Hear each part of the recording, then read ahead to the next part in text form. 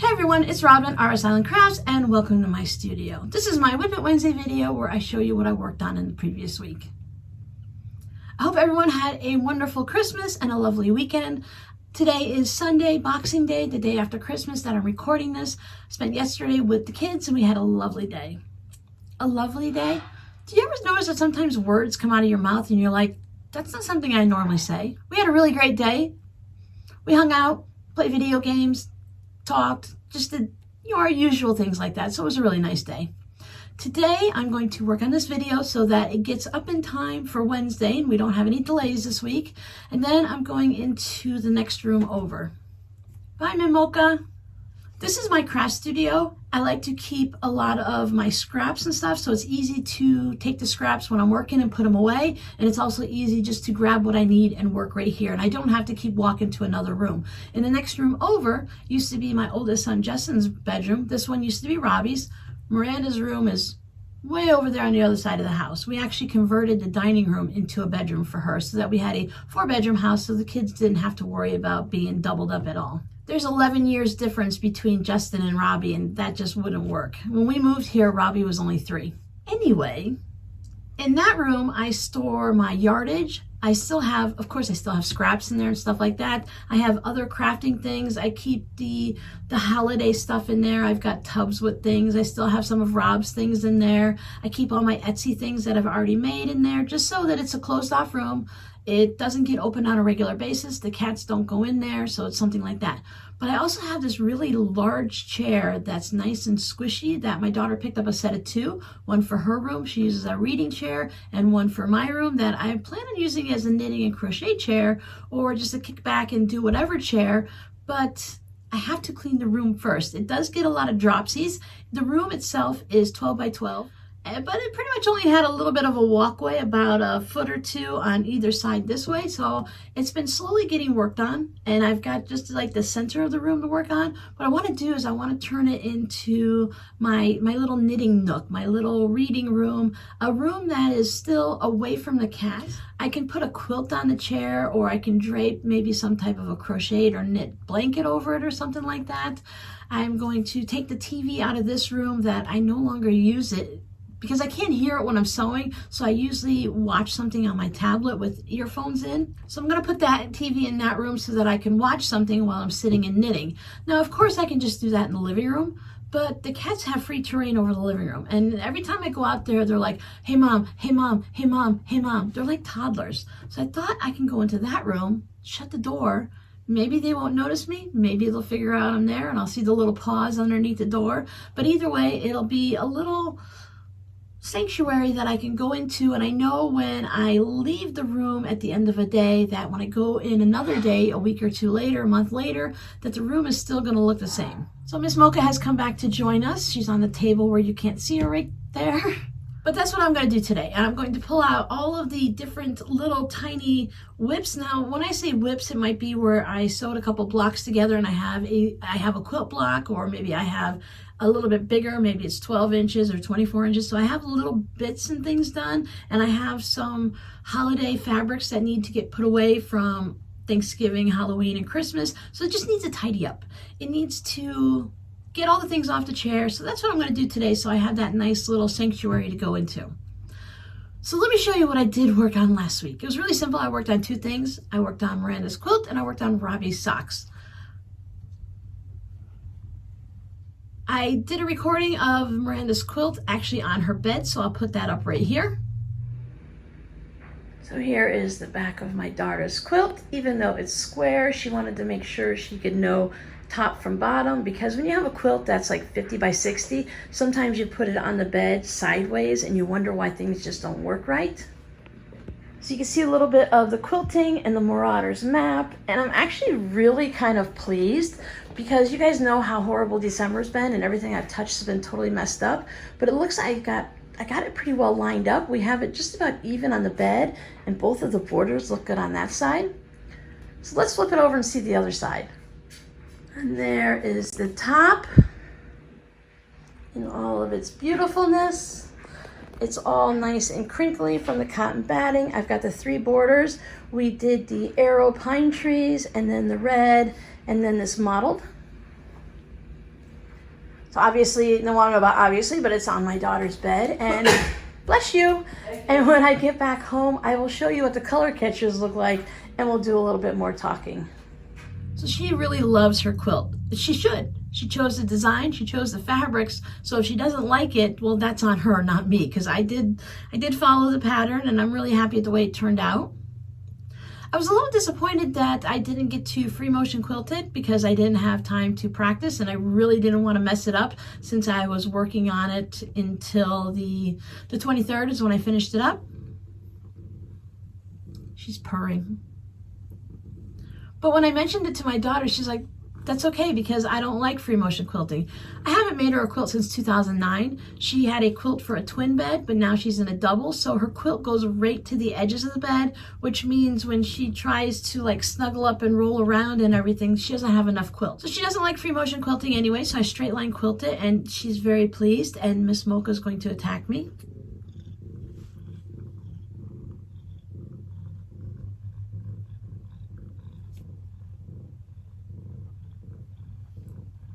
I'll just keep my hands to myself. I was a little concerned since it's like 92 by 92 that it would be really big because her bed, I believe, is 54 by 75. So that seemed like, 20 inches on each side or something. That seemed like a lot of an overhang. But once we put it on the bed, it just has a little bit of an overhang. It's like perfect. So my apologies to the designer for the things I was thinking in my head that this is not a double quilt. This is something much bigger, but it goes over the bed nicely, has a nice overhang, more like you would think for maybe a bedspread or something. So I don't know, maybe it's all personal how much you like your quilt to overhang, but I do figure you want your quilt to be bigger than the mattress and hang over. So this ended up being perfect. I washed the quilt. I always wash my quilts before I give them away. And I was a little concerned with the red fabric that was in it being so close to the white and everything, and I thought, well, let me put some color catchers in. I put 6 color catchers in. 1. These are actual color catchers, the brand. And these 3 are Carbona color catchers. So as you can see, there's no red. I was really shocked to see this, and I was really kind of concerned when I pulled the quilt out. So I laid it all out, and I was checking everywhere to make sure that there wasn't any of the black. I'm wondering what bled though, because the Calico Keepsakes, I've never had a problem with those bleeding before, and that's what the blender black was. And then the straight up black is from fabric.com. I've never had a problem with those either, but obviously one of them ran. And even I guess it could have been the Harry Potter fabric on the back that ran, but either way, I'm just really pleased that I put 6 in. Apparently 6 was the magic number because thankfully there wasn't any problems.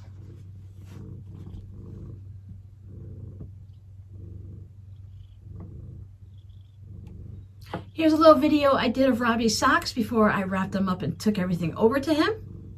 I finished Robbie's 2nd pair of socks for Christmas. This is the Brew by Turtle Pearl Yarns. They make it so that they give you 2 skeins of yarn. A lot of times when it's hand dyed, it comes in just 1 skein, 1 hank, 1 whatever they're called, and you have to wind them up into balls separately. But by having 2, they're dyed identically so that when you start knitting them, if you start knitting in the same exact spot on each of the balls that you've wound up, your socks will be perfect. Now mine aren't, they're just off by I think a half a row or a row, which is really nothing, and Robbie doesn't care. I've made him many socks that don't match up whatsoever. So for those of you that like your socks to match exactly, this type of yarn is perfect for you. There are some called Perfect Match. I finished these at noon on Christmas Eve. I'm bringing them over to the kids and we're doing presents and Christmas and everything. Christmas morning for like a brunch, 9-10 o'clock in the morning. I could have finished them last night, the night before Christmas Eve, some people call it. But with the way my December has been going, I was kind of tired, and I thought I really don't want to mess up when I'm at this section and I'm at the cuff and I've only got like 5 more rounds to knit and to bind it off, cast off. So I thought better to wait till the next day than to make a mistake and have to end up taking a whole bunch down and starting because I mark everything, and I at least be able to get it back down to the purple and start the cuff back over. So instead of having any problems, I just wait till the next day and finished them up. There was no big deal. It was more of me not wanting to have to work on anything on Christmas Eve, but I just took it easy, and it took me on and off in the morning, and then they're done. So no problems. The ends are all woven in. This is the other pair. This pair is a bit heavier. This is a commercial brand yarn. I don't remember which one it is at this point, but you can see how these are they look a little bit wider. They're not actually wider, they're just more heavy duty and good they'd be really great in a snowy area for your boots and stuff. But I don't think Robbie's going to have to worry about it. Now, next year, I will keep knitting him socks. He wants more like a thicker sock. He wants something more fluffier, maybe something a little bit fuzzy. I'm glad I looked and I saw something, because I haven't even woven in the ends on these socks. So that would have been lovely to find out when I gave it to him for Christmas tomorrow. Always check before you give a hand knit gift to make sure all the ends are woven in. I also have this little mesh bag for him so he can put his socks in here. Now with the commercial socks, you can easily just, they are a superwash, throw them in the washer, throw them in the dryer, and everything is great. He tends to misplace his socks. I'm not even sure if he has any socks from last year. I know he doesn't have any of the ones I made him from the year before. A lot of times he'll just have one sock, and I told him if you can wear two socks that don't quite match, then you can wear two socks from two different pairs and just be totally quirky, especially if you're just wearing them around the house to keep your feet warm.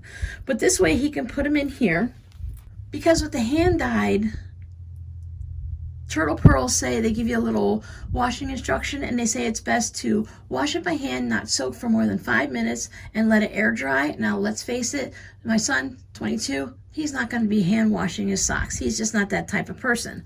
But they can go through the washer.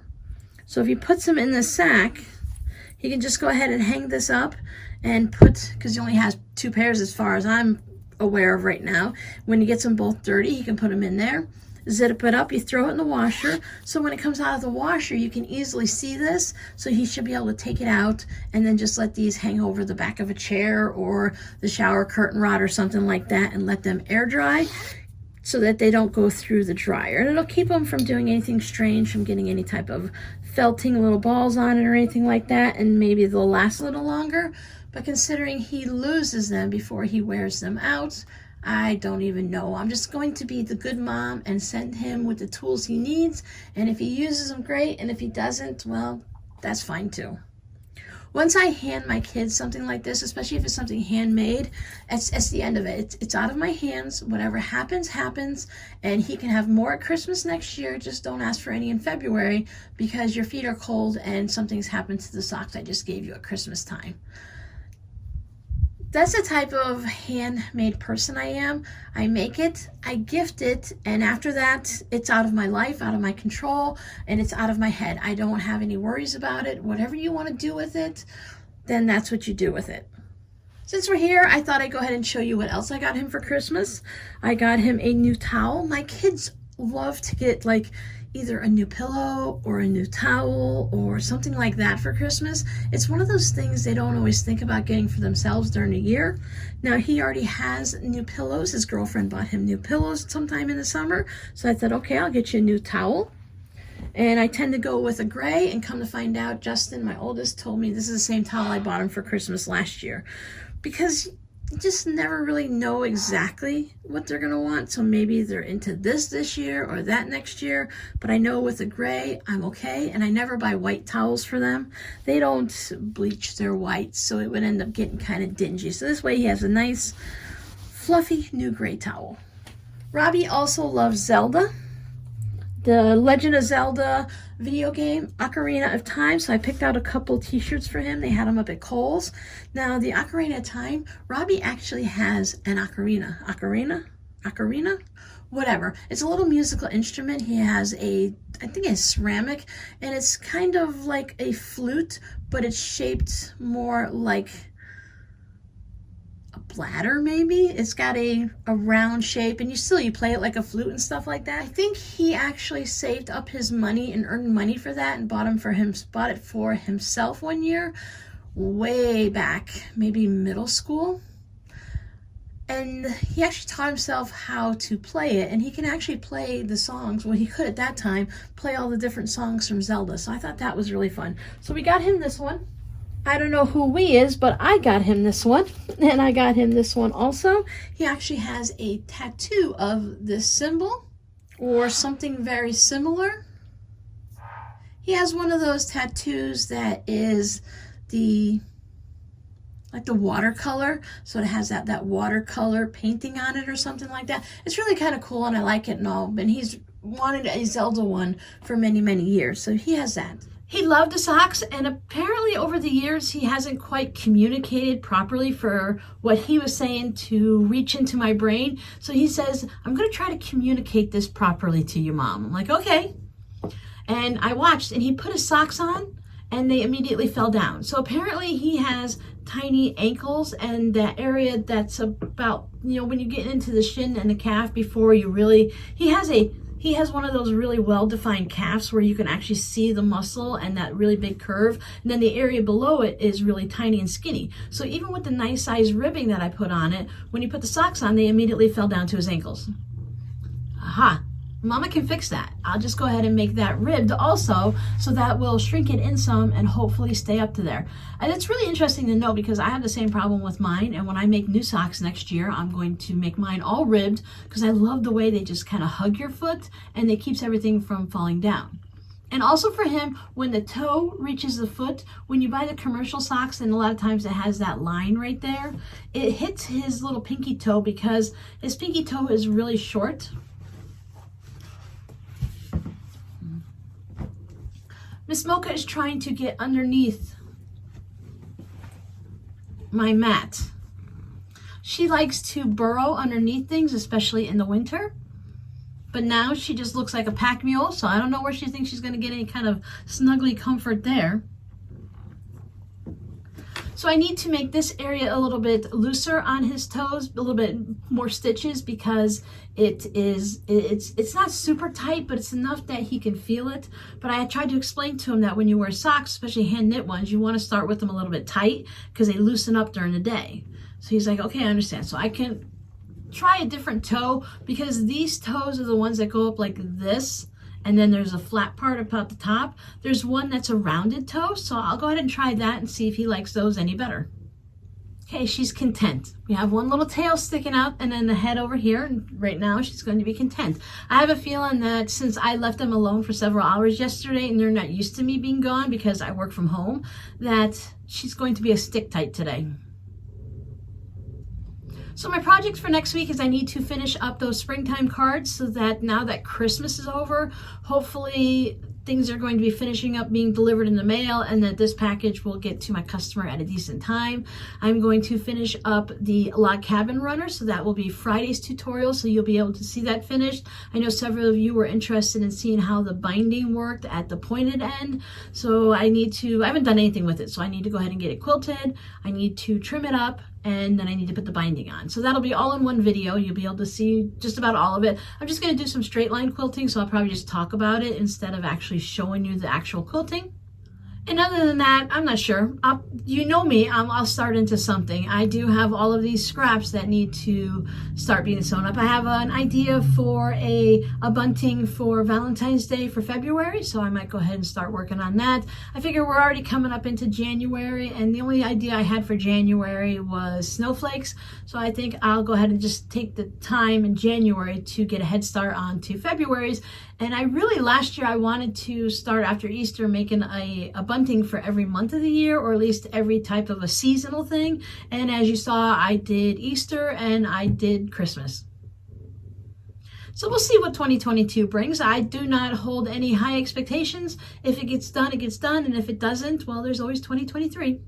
A few of you mentioned in the comments that you like to take the week between Christmas and New Year's off and you don't do a lot of intense, detailed type of crafting. Maybe you don't do a lot of sewing, or you only sew for fun. Maybe you like me, you're going to clean and organize everything and get ready for the new year just to mess it up again in January. So that, I don't know, but I like going into the new year nice and clean or organized. Some of you will, if you're a multi-crafter like me, you might not want to do any sewing this week and you'll just kind of relax and do your knitting or your crochet or your diamond painting, embroidery, all those little nice, slow, relaxing crafts. I want to do something similar. I want to ease into the new year, but there's no way that I'm going to be not using the sewing machine. You already know I got to do the log cabin video, so that table runner's got to be finished. So I will be doing a little bit of sewing. I do want to go ahead and get some puttering done and just do a little bit of this and a little bit of that. Tidy up here, tidy up there. I just feel more creative and it clears my clutter in the mind in the crafting department,